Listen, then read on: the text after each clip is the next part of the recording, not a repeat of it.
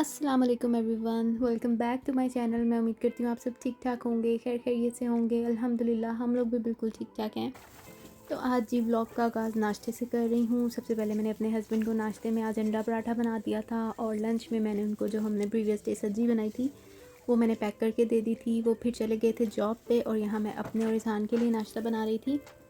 तो आज फिर से मेरा भी क्रिस्पी सा पराठा और साथ अंडे खाने को दिल चाह रहा था, तो बस इस वजह से मैंने अपने लिए भी ये बना लिया था। इज़हान को भी अपने साथ ही यही नाश्ता करवाऊँगी। अब मुझे थोड़ी सी आसानी हो गई कि मुझे इज़हान के लिए स्पेशली कुछ नहीं बनाना पड़ता, जो मैं ख़ुद खा रही होती हूँ वही मैं उसको खिला देती हूँ। और बस फिर यहाँ पे नाश्ते से फ्री होने के बाद हमारे कुछ पार्सल्स आए हुए थे टेमो से, तो मैंने सोचा कि इनकी अनबॉक्सिंग करती हूँ और आपके साथ भी शेयर करती हूँ कि मैंने क्या क्या मंगवाया है। तो आप लोगों ने ज़्यादातर देखा ही होगा कि मैं ऑनलाइन शॉपिंग ज़्यादा करती हूँ बजाय इसके कि जाके लेके आऊँ, क्योंकि एक तो ये कि मेरे हस्बैंड के पास टाइम नहीं होता, दूसरा मैं खुद जा नहीं सकती, और दूसरा खुद जाना मुझे बहुत मुश्किल भी लगता है। इज़हान को उठाओ, उसकी स्टॉलर उठाओ, उसका सारा सामान पकड़ो, फिर पब्लिक ट्रांसपोर्ट पे जाना वो बहुत ज़्यादा हेक्टिक हो जाता है। तो इसलिए मेरी कोशिश होती है कि मैं ऑनलाइन ही मंगवा लूँ जो जो मुझे चीज़ें चाहिए हैं। तो यहाँ पर जी इस पार्सल में सबसे पहली जो चीज़ है वो ये है कॉर्नर शावर शेल्फ़। ये मैंने मंगवाया था वॉशरूम के लिए। तो ये वाला शेल्फ़ यूज़ होगा वॉशरूम के शावर एरिया में, और इसके ऊपर हम रख सकते हैं शैम्पू, कंडीशनर, बॉडी वॉश वगैरह इस तरह की चीज़ें। और इसकी इंस्टॉलेशन भी बहुत ज़्यादा इजी है। जो इसके साथ हुक्स हैं, जस्ट आपने वो वॉल पे अटैच करनी है, वॉशरूम की वॉल पे, और फिर जब वो अच्छे तरीके से फ़िक्स हो जाएंगी तो आपने ये स्टैंड उसके अंदर हैंग कर देना है। और ये इसी तरह का दूसरा जो रेक्टेंगुलर शेल्फ़ है ये मैंने मंगवाया है वॉश बेसिन के ऊपर लगाने के लिए, क्योंकि टूथब्रश वगैरह वाला जो कप है वो इसके अंदर रखने के लिए, या फेस वॉश वगैरह या इस तरह की बाकी की चीज़ों के लिए। और ये जी मैंने चाइल्ड सेफ्टी लॉक्स कुछ मंगवाए तो मैंने ये इज़हान से दराज़ों की प्रोटेक्शन के लिए थे, क्योंकि ये दराज़ों में से बर्तन निकाल लेता है और बार बार खोलता है, लेकिन ये ज़रा छोटे साइज़ में आ गए हैं तो इनको मैं नहीं लगा सकी। और एक मैंने लगा के चेक भी किया था, लेकिन इसके अंदर इतना ज़ोर है कि इसने जिस दराज ज़ोर से खींचा है और ये वाला लॉक भी जो है वो नहीं टिका, तो ये मेरे किसी काम नहीं आए। अच्छा, नेक्स्ट जो है ये मैंने नाइफ़ शार्पनर मंगवाया है। तो लास्ट टाइम जब मैंने टेमू से चीज़ें मंगवाई थी तो उनमें 2 नाइफ़्स भी थी, तो अब तक उनको यूज़ कर के मुझे ऐसा फ़ील हो रहा था कि जैसे उनकी शार्पनेस भी कम हो रही है। तो मैं मज़ीद न्यू नाइफ़्स मंगवाने से बेहतर है कि मैं एक नाइफ़ शार्पनर मंगवा लूँ, जो कि आगे भी मेरे काम आ जाए। उसके बाद नेक्स्ट ये एक टी स्टेनर है। मुझे तो लग रहा था उसमें पिक्चर में लग रहा था कि ये छोटा है, लेकिन ये थोड़ा सा बड़ा साइज़ है, मग से बाहर जाएगा, लेकिन चला लूँगी। अच्छा, ये मैं अभी ओपन करती हूँ, इसके अंदर पता नहीं क्या चीज़ है। उसके बाद नेक्स्ट ये वाला मैंने जो इज़हान का लास्ट टाइम कप मंगवाया था, इधर ही कहीं ये पड़ा होगा, ये देखें, ये वाटर वाला इसका जो सिपी कप है, ये लास्ट टाइम मैंने मंगवाया था, बहुत मुझे अच्छा लगा था। तो ये थोड़ा सा छोटा साइज़ था, अब मैंने इससे बड़े साइज़ में मंगवाया क्योंकि समर्स आ गए हैं, तो बच्चे को बार बार पानी की ज़रूरत होती है, देना होता है। तो कभी अक्सर ये एक जो है फेंक देता है इधर उधर, तो मुझे होता है कि पानी वाले 2 होने चाहिए। वैसे जूसेस के लिए इसके सेपरेट कप्स हैं, तो ये दोनों मैंने वाटर के लिए ही यूज़ करने हैं।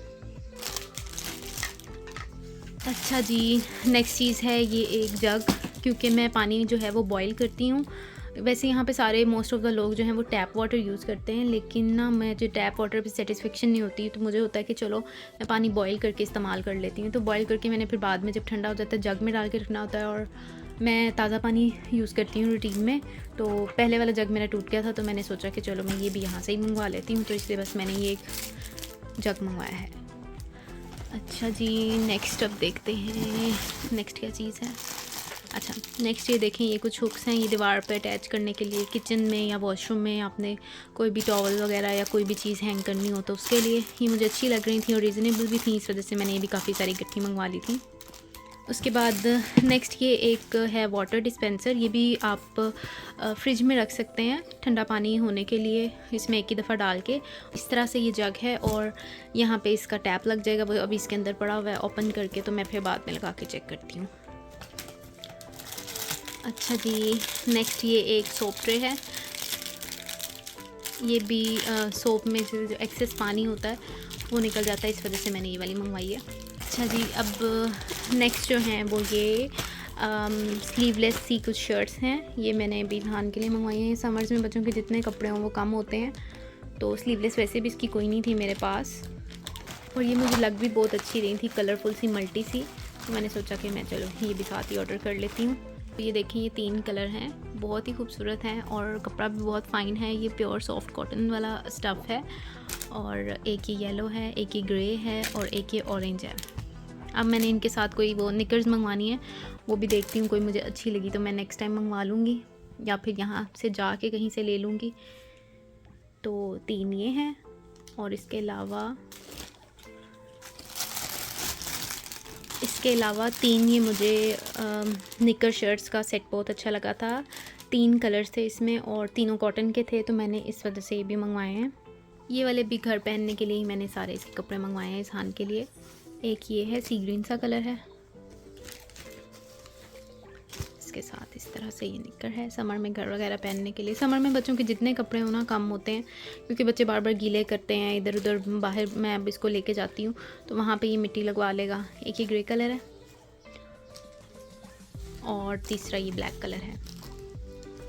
ये 1 to 2 ईयर साइज़ में मैंने मंगवाए हैं सारे। तो बस ये थी मेरी आज की शॉपिंग। उम्मीद करती हूँ आपको अच्छी लगी होगी। तो आप लोगों को भी इनमें से कोई चीज़ चाहिए हो तो मैं सारे लिंक्स डिस्क्रिप्शन में ऐड कर दूँगी, तो आप लोग वहाँ से मंगवा सकते हैं। अच्छा, तो ये एक चीज़ ओपन करने वाली रह गई थी, इसको भी कर लेते हैं। तो ये देखें, कुछ इस तरह से है। गार्लिक वगैरह ग्रेट करने के लिए हम इसको इस तरह से यूज़ कर सकते हैं। इसके अंदर आप गार्लिक का एक पीस ऐड कर देंगे, उसके बाद इसका कैप लगाएंगे और फिर इसको आगे पीछे करके इस तरह से करके आप इसको ग्रेट कर सकते हैं। तो ये मुझे अच्छी लगी थी, इस वजह से मैंने मंगवा ली। काम आएगी। बार बार गार्लिक को चॉप करना जो है वो फिर हेक्टिक हो जाता है, तो इस वजह से। तो यहाँ पर जी दोपहर का टाइम हो गया हुआ था और इज़हान थोड़े कार्टून वगैरह देखने के और खेलने के बाद थक के सो गया हुआ था। तो जब ये उठा तो मुझे समझ नहीं आ रही थी कि मैं इसको क्या खिलाऊं। फिर मैंने फ्रिज ओपन किया तो प्यूरी पड़ी हुई थी स्ट्रॉबेरी और एप्पल की, तो मैंने सोचा फ़िलहाल मैं पहले इसको ये खिलाती हूँ, उसके बाद मैं इसको डिनर करवा दूँगी। अच्छा, मेरी यहाँ पे ज़्यादातर शॉपिंग ऑनलाइन इसलिए होती है क्योंकि मैं अकेली जा नहीं सकती हूँ और यहाँ पे मोस्टली लेडीज़ जो हैं वो खुद ड्राइव करती हैं, तो उनको फ़िक्र नहीं होती कि हस्बैंड है या नहीं है या उनके साथ जाना है। तो मुझे फ़िलहाल अपने हस्बैंड का ही टाइम ज़ाहिर है देखना पड़ता है कि जब वो फ्री होंगे या उनके पास टाइम होगा तो फिर ही हम जा सकेंगे। तो इस वजह से मैं फिर ऑनलाइन ही चीज़ें मंगवाना प्रेफर करती हूँ। तो इसलिए अब मेरा भी ड्राइविंग सीखने का इरादा है, लेकिन इंशाल्लाह मैं कुछ मंथ्स के बाद जो है स्टार्ट करूँगी। वैसे मैं आप लोगों को यही रिकमेंड करूँगी, जो लोग बाहर के कंट्रीज़ मूव होना चाह रहे हैं तो वो लोग पाकिस्तान से ड्राइविंग कोशिश करें कि सीख के आएँ। उससे ये है कि बाहर आके आपको प्रोसेस में आसानी हो जाएगी। सिर्फ आपको रिटन टेस्ट पास करना पड़ेगा। एटलीस्ट आपको जो ड्राइविंग का फ़िज़िकल टेस्ट होता है उसकी फ़िक्र नहीं होगी अगर आपको ऑलरेडी ड्राइविंग आती होगी। अब क्योंकि मुझे नहीं आती तो मुझे सिरे से सीखनी पड़ेगी स्टार्टिंग से, और फिर मुझे टेस्ट जो है वो क्लियर करना पड़ेगा, रिटन भी और जो फ़िज़िकल ड्राइविंग का टेस्ट होता है वो भी।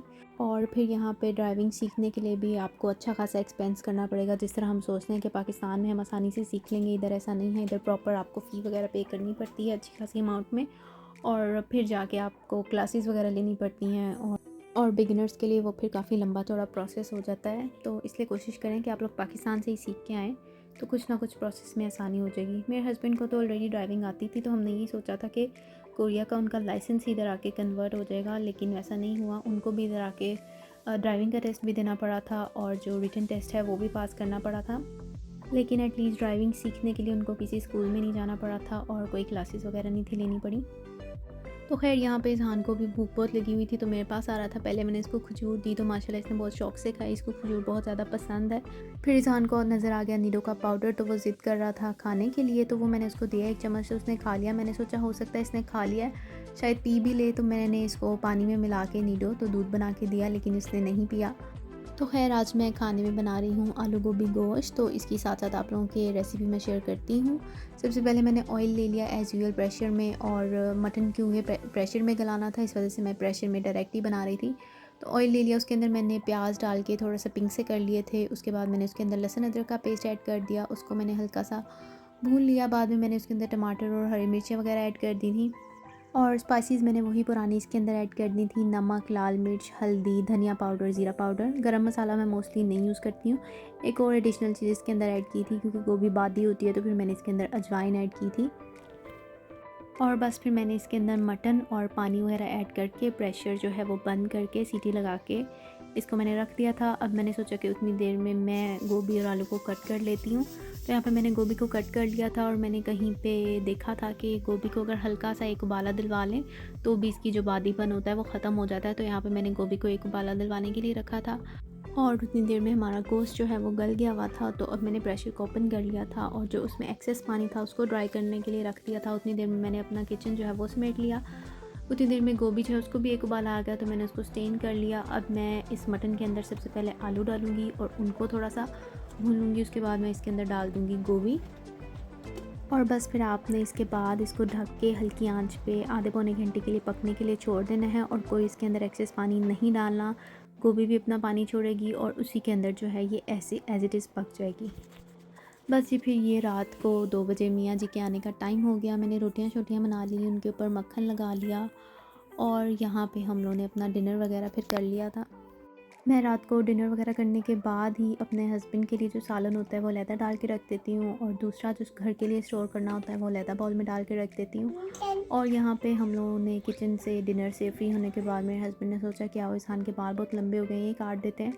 लेकिन ये कटवाए नहीं था, फिर बड़ी मुश्किल से इसको एक हाथ में कार्टून वगैरह लगा के दे के फिर हमने इसके बाल काटे।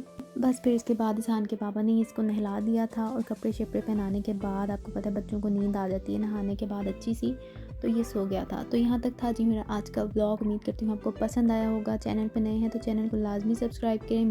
अपना बहुत सारा ख्याल रखें। मिलते हैं नेक्स्ट व्लॉग में। दुआओं में याद रखिएगा। अल्लाह हाफिज़।